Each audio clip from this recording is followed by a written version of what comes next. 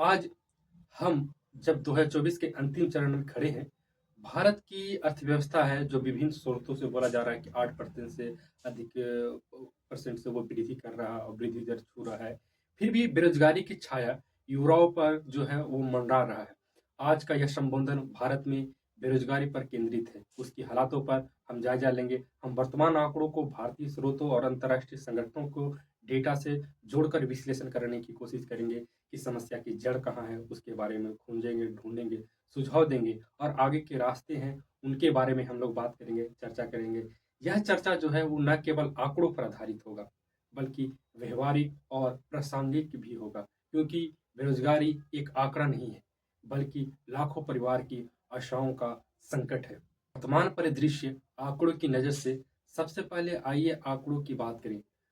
भारत सरकार को periodic labour force survey PLFS के अनुसार अगस्त 2025 में समग्र बेरोजगारी दर 5.1% रही, जो जुलाई के 5.2% से थोड़ी घटी 5.2 पर स्थित हो गई।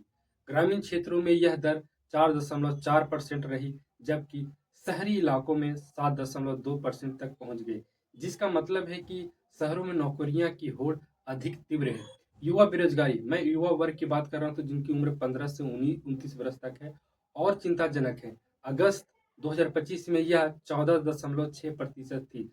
सकारात्मक पक्ष यह है कि पिछले 6 वर्षों में भारत ने लगभग 17 करोड़ नौकरियां सृजन की, जिसमें पुरुषों में बेरोजगारी 5% तक गिरावट आई इसी रोजगार सृजन के कारण। अब हम अंतर्राष्ट्रीय संगठन के दर्पण में देखेंगे कि भारत की बेरोजगारी की स्थिति क्या है। अंतर्राष्ट्रीय श्रम संगठन आईएलओ के मॉडल के अनुमान के अनुसार 2024 में भारत की बेरोजगारी दर 4.2% थी, जो विश्व औसत 5% से कम है। हम आंकड़ा लेते हैं, विश्व बैंक के आंकड़े भी यह पुष्ट करते हैं। 2024 में 4.202% थी, लेकिन युवा बेरोजगारी में भारत 16.03% पर वैश्विक औसत से ऊपर है। आईएलओ की world employment and social outlook 2025 report बताती है कि वैश्विक स्तर पर बेरोजगारी स्थिर है, लेकिन विकासशील देशों में कौशल असंतुलन, स्किल डेवलप न होना इसे और बढ़ावा दे रही है और इसे बढ़ा रही है। भारत का मामला अनोखा है। हमारी जनसंख्या युवा है, यानी कि जो 65% जो लोग हैं वो 35 वर्ष से कम उम्र के हैं, लेकिन नौकरियां सृजन की यहाँ पर गति बहुत धीमी है। विश्व बैंक की रिपोर्ट के अनुसार शहरी बेरोजगारी 4.9% यानी 5% पर सबसे कम स्तर पर है। फिर भी महिलाओं में यह 6.6% बनी हुई है। ये आंकड़ा दर्शाता है कि भारत प्रगति कर रहा है, लेकिन असमानताएं बनी हुई है। ग्रामीण बनाम शहरी, युवा बनाम वयस्क, पुरुष बनाम महिलाएं, इस प्रकार की जो असमानताएं हैं, इस प्रकार का जो समस्या है वो बनी हुई है। समस्या का विश्लेषण, आखिर इनका जड़ें कहाँ पर है, इसकी समस्या का मूल कारण क्या है, उस पर हम लोग बात करते हैं। ये आंकड़े सतह पर हैं, असली समस्या गहरी है। पहली है कौशल असंतुलन। हमारी शिक्षा प्रणाली सैद्धांतिक ज्ञान देती है, हिस्ट्री, ज्योग्राफी, पॉलिटी, इकोनॉमी, लेकिन व्यवहारिक कौशल जैसे डिजिटल प्रोजेक्ट या उद्योग विशिष्ट ट्रेनिंग की कमी है। उदाहरण स्वरूप लाखों इंजीनियर बेरोजगार हैं क्योंकि वो कोडिंग तो जानते हैं, लेकिन वास्तविक प्रोजेक्ट का अनुभव नहीं है। और ना ही कॉलेज इसमें स्टेप लिए, बच्चों ने कहीं से इंटर्नशिप की, उनका जुगाड़ हो गया तो वो लिंक से कहीं ना कहीं वो सेटल हो जाते हैं, जो इस फील्ड से हैं वो जानते होंगे। दूसरी है जनसंख्या वृद्धि। हर वर्ष 1 करोड़ युवा श्रम बाजार में प्रवेश करते हैं, ये भारत की सच्चाई है, लेकिन नौकरियां केवल 60 से 70 लाख ही सृजित हो पाती है पर साल की बात है। और तीसरा है जॉबलेस ग्रोथ। सेवा या सर्विस सेक्टर की बात करते हैं, जिसमें आईटी, फाइनेंस, ये तो बढ़ रहा है, लेकिन भी निर्माण में अवशोषण कम है। जैसे कि मैं बात करता हूँ चीन या वियतनाम की तरह, उतना जो वहाँ पर मैन्युफैक्चरिंग हो रही है, उतना वो जो खप जा रही है लेबर, वो इतना यहाँ नहीं हो रही है। चौथी है आर्थिक मंदी और मौसमी बेरोजगारी।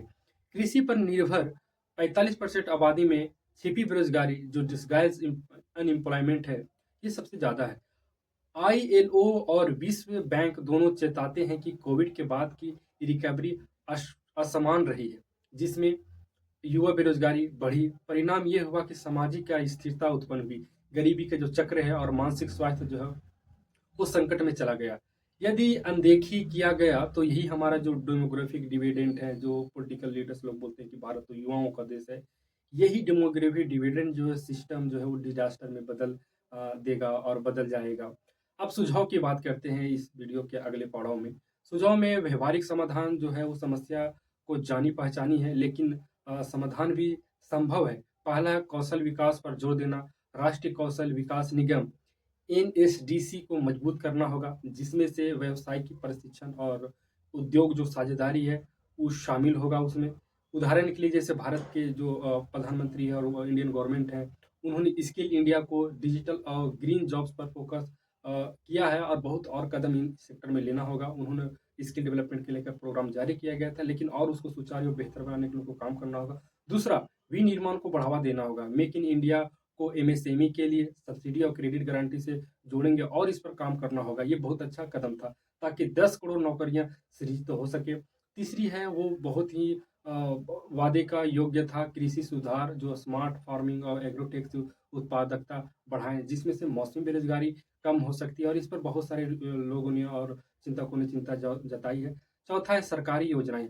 स्टैंड अप इंडिया और स्टार्टअप इंडिया को युवाओं उद्यमों के लिए आसान लोन और जो मेंटरिंग से है उसको सशक्त करना होगा और बैंकों को थोड़ा अपना रुख को बदलना होगा। फर्स्ट टाइम योजना के तहत पहली नौकरी पर वेतन सहायता दें। अंत में जो लिंग समानता है, महिलाओं के लिए विशेष ट्रेनिंग और बाल देखभाल सुविधा, जो बच्चे मैटरनिटी लीव है उन सबको व्यवस्था करना होगा। ये सुझाव आईएलओ की सिफारिशों से प्रेरित है, जो कहती है कि कौशल आधारित नीतियां जो है वो बेरोजगारी को 2 से 3% तक वो कम कर सकती है। इन सारी नीतियां को अगर अच्छे से इम्प्लीमेंट किया जाए तो भारत की जो समस्या है बहुत हद तक हल किया जा सकता है। आगे का मार्ग रूप में हम लोग देखते हैं, एक विशिष्ट दृष्टिकोण आगे का रास्ता जो है वो स्पष्ट कराता है। 2030 तक एम्प्लॉयमेंट लेड ग्रोथ मॉडल अपनाना होगा सरकार को।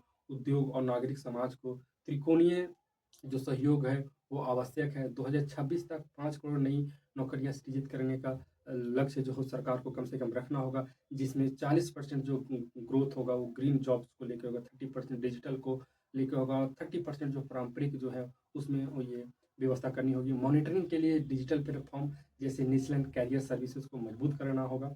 और यदि हमने 1991 के उदारीकरण से अर्थव्यवस्था बदली, तो आज कौशल क्रांति से रोजगार क्रांति लाई जा सकती है। भारत में की सरकार में, भारत के लोगों में मैं तो बहुत ज़्यादा आशान्वित हूँ कि इनमें क्षमता है, कैपेबिलिटी है, किया जा सकता है। विश्व बैंक की भविष्यवाणियां है कि सही नीतियों से भारत 7% वार्षिक रोजगार वृद्धि हासिल कर सकता है। ये इतना पोटेंशियल है, इतनी बड़ी इनका घरेलू मार्केट है।